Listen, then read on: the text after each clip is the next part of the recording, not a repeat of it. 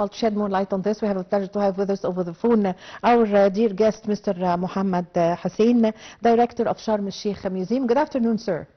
Good afternoon, sir. Mr. Hussein, could you give us an idea about the significance of this exhibition held in Sharm el-Sheikh Museum on the occasion of the World Interfaith Coexistence Week?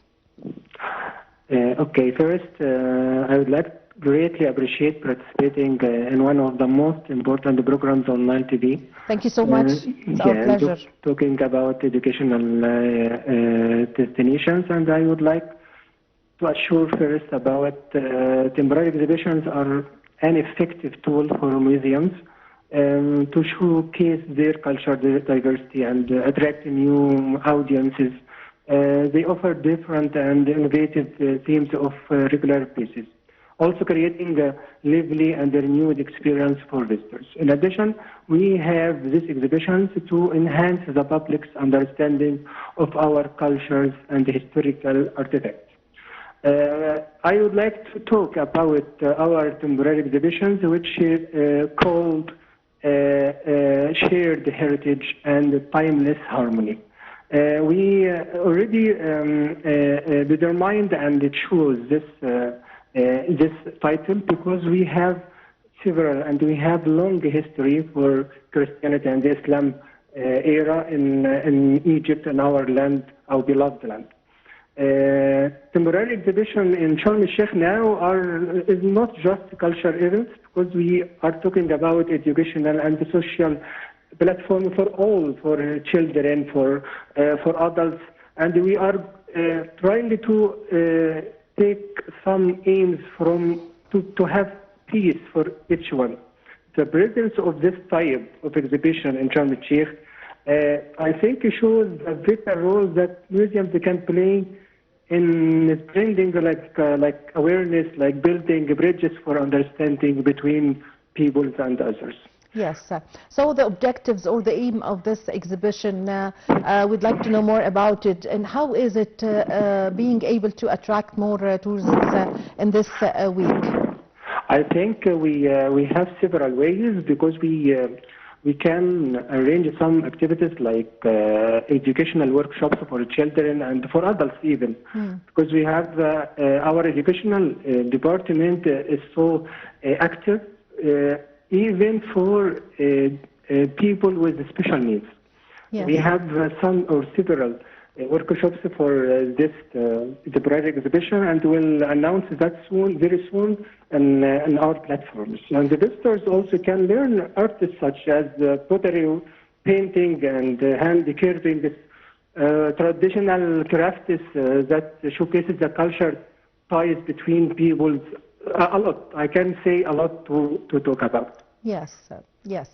If we speak about, as you've just mentioned, the link or the bridges that is extended in this extended between countries around the world through this exhibition, and the kind of understanding it provides for nations around us to promote the coexistence and harmony. Yeah, perfect. And this is very clear with the artifacts which I have chosen them, because I have chosen about it. Artifacts show that idea so clear. I would like to talk about some of them, please, and because to know the idea that the motifs or floral motifs in Christian and in Islamic era, I think it's similar, and it's based in each other. Yes. For example, we have earthenware vessel with red and black colored decorations in Coptic era, and the most important artifact for me, and it was the first time to be in a showcase in our museum. It's inlaid wooden Quran holder, inlaid with shells and ivory. It's modern era. It's from Muhammad Ali era, but it's like decoratives, and it's motives so clear that it's back to Christian era. Yes. We have very, very important artifact called the several concert with floral decorations, also for modern era. Yes. So, Mr. Hussein, of course, Hassanin. Mr. Hassanin, sorry. Yeah. Mohamed Hassanin. Okay. Yes. Mr. Hassanin, of course, marketing for the tourism in Egypt is very important. So how how were you able, as the director of the Museum of Sharm el-Sheikh, were able with your the group around you to make marketing for this exhibition? Really, we are based on from the first moment we are based on our social media platforms, but also we have here a community so aware about history and about cultures.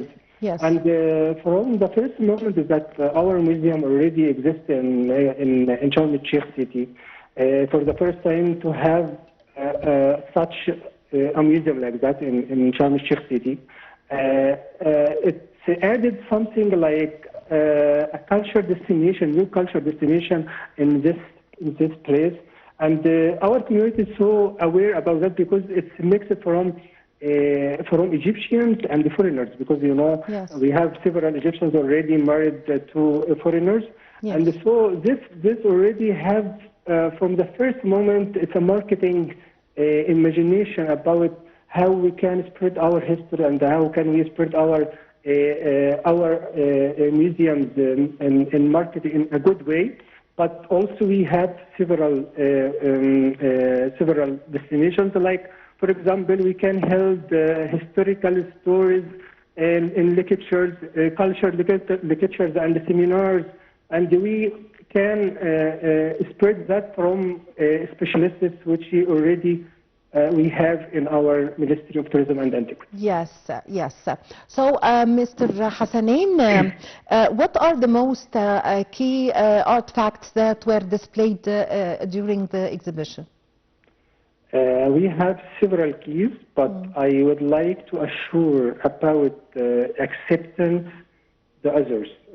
And we have, I think we have several, for example, I would like to say that we have a diversity of religions and the cultures in our land. So we should accept others. And so this is the first aim, that we announce in all people that we have the acceptance of others.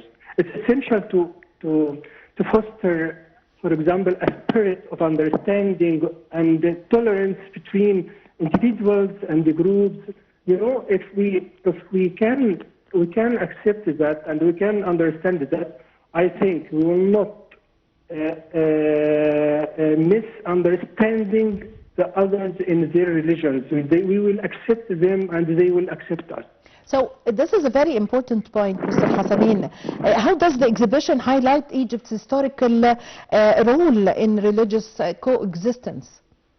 Because we have floral motifs, and this floral motif in our artifacts, as I said before. I think it's a good relation between artifacts to show that we already one nation, one group. We think in one mentality. We have some artifacts related back or dated back to Ayyubid era and Ottoman era, yes. Christian era. So they already made a mix and a harmony in the same time. Yes. Yes. So you've spoken at the start of our conversation concerning the activities of this exhibition. Yes. During the activities of the exhibition, were there any lectures or seminars in order to go deeper and to explain more for the tourists? Exactly, we already prepared some lectures for the community here to talk about this temporary exhibition, even for the guys who came to explain the museum for foreigners, because they need to understand this exhibition or this exhibition so clear for them to spread the idea. So we have seminars very soon, I promise you. Yes. So the Museum of Sharm el-Sheikh is one of the important museums, as Egypt have made a very good idea of dividing or distributing museums. So every governorate and every place in Egypt has a museum. We have a museum in Sharm el-Sheikh. We have also a museum in Kafr el-Sheikh. We have in Minya. We have everywhere.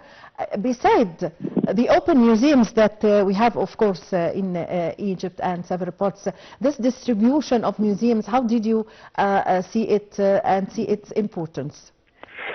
In my behavior, I think it's a good idea to have several museums because we have several mentalities, and we have a lot of artifacts they already storages, and I think if we don't showcase this artifacts, we will not will decades, or we will have decades without seeing or showcasing this artifact. So the one who is already miss the advantages, it's Egypt. I think Egypt will miss this advantage. So I like that we have a museum, such museum like Sharm el-Sheikh and the Kafr el-Sheikh and the others.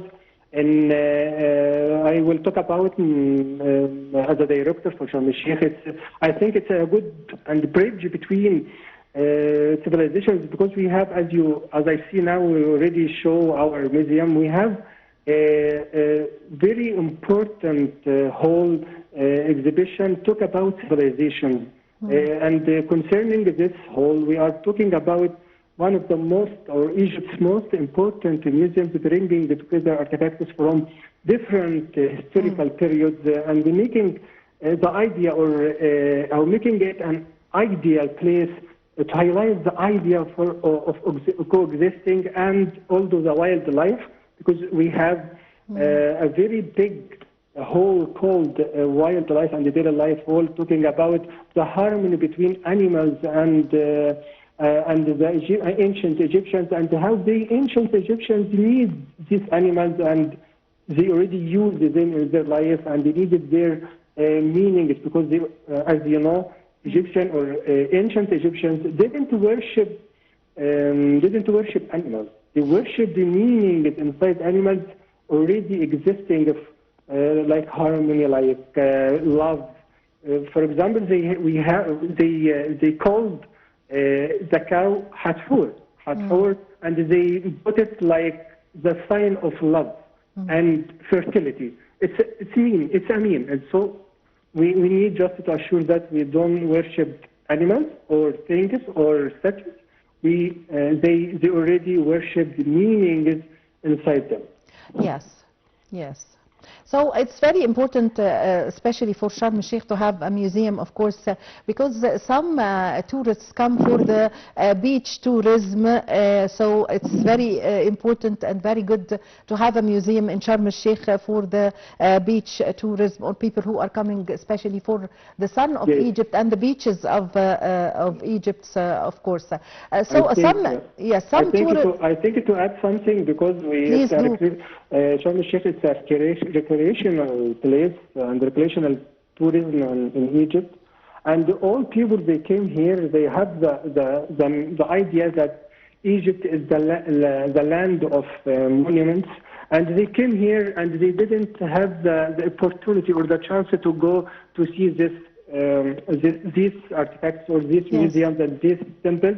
So it's a good, I think it's a good mentality to think to build such a museum like Sharm el-Sheikh Museum in such a recreational city of Sharm el-Sheikh. Yes, of course.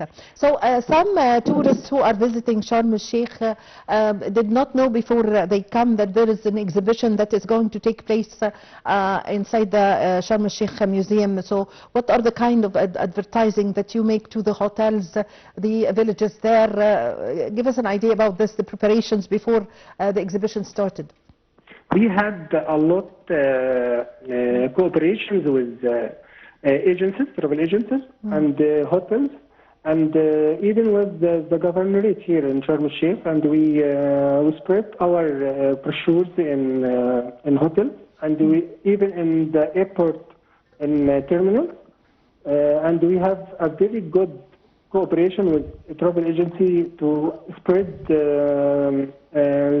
or making marketing for the museum in the foreigners countries before they come here. We need to inform them about our museum before they land in Sharm el-Sheikh City. Yes. Because if they know that before they come, I think we will increase the number of tourists who will think about coming to Sharm el-Sheikh City. Yes. Mr. Hassanein, what is the kind of, what were the feedback that you saw from the visitors for the exhibition and their impression about the different beliefs? From the first moment when we opened this temporary exhibition, we had some guests from mosque, from Awaf, and from the church, the main church in Sharm el-Sheikh, to open the temporary exhibitions.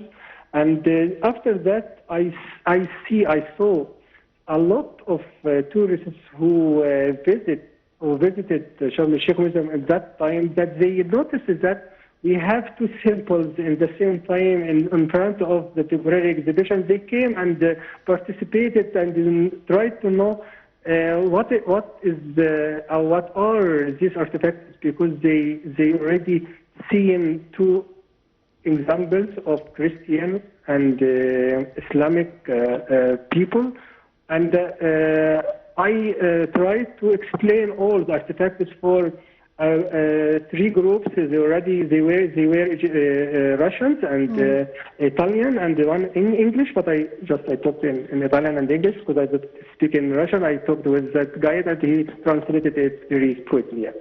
Yes, I thank you very much for your time. Thank you for your valuable information, Mr. Mohamed Hassanein, the director of Sharm el-Sheikh Museum. I really had the pleasure to have this phone with you. Ladies and gentlemen, a short break and I'll be back with you.